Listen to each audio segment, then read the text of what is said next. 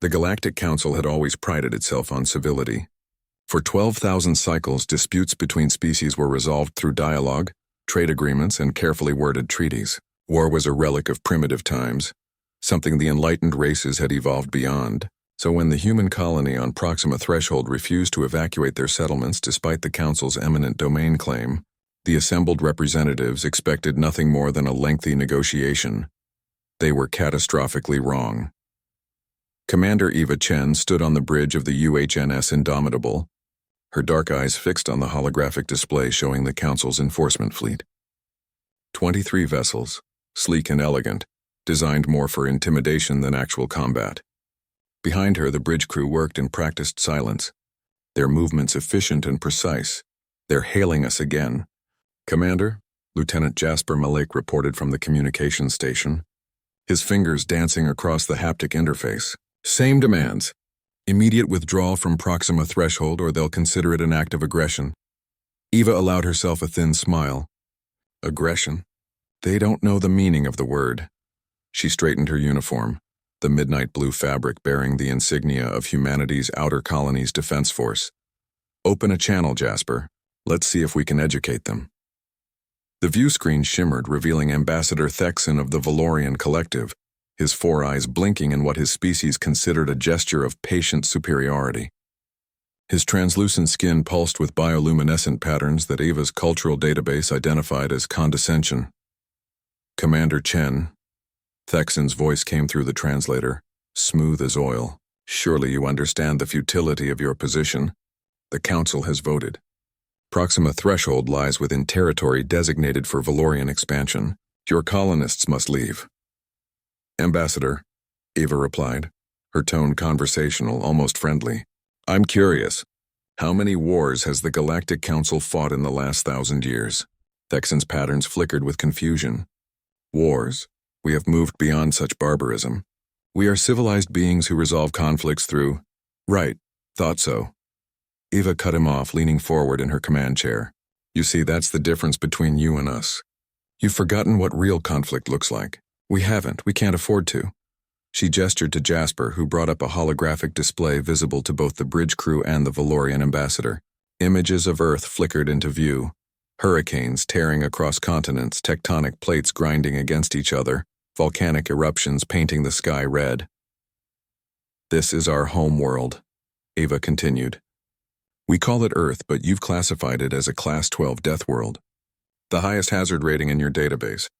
We evolved dodging predators that could swallow us whole, surviving diseases that killed millions, and enduring natural disasters that would sterilize your garden worlds."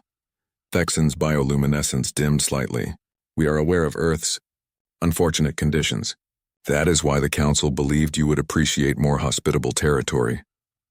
Eva's smile vanished. "We don't need your pity, Ambassador. And we certainly don't need you to relocate our people like inconvenient furniture." She stood, her presence suddenly commanding. "Dangerous. Jasper, show them what they're really dealing with." The young lieutenant's fingers flew across his console. The space around the Indomitable began to shimmer as cloaking fields deactivated. One by one, vessels materialized from the darkness. Massive, angular dreadnoughts bristling with weapon systems that made the Council's enforcement fleet look like pleasure yachts. 50 vessels, then 100, then 200. The Valorian ambassador's skin went completely transparent with shock.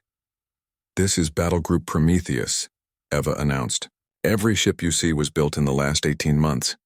Every weapon system designed to operate in environments that would kill your crews in seconds.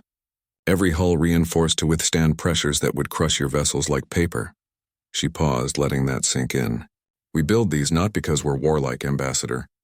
We build them because our home taught us a simple truth. The universe doesn't care about your comfort.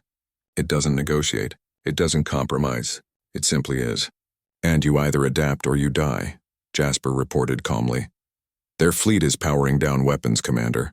Multiple vessels breaking formation." Eva never took her eyes off Thexan. "Here's what's going to happen. You're going to return to your council and tell them that Proxima Threshold belongs to humanity, not because we have a better legal argument, though we do. Not because we arrived first, though we did, but because we're willing to fight for it in ways you can't even imagine. We're Deathworlders, Ambassador. We don't just survive in hell, we thrive there. We build nations in it. We raise families in it. And when necessary, we bring that hell with us. The ambassador's translator struggled with his response, his bioluminescence patterns cycling through colors that suggested fear, confusion, and grudging respect.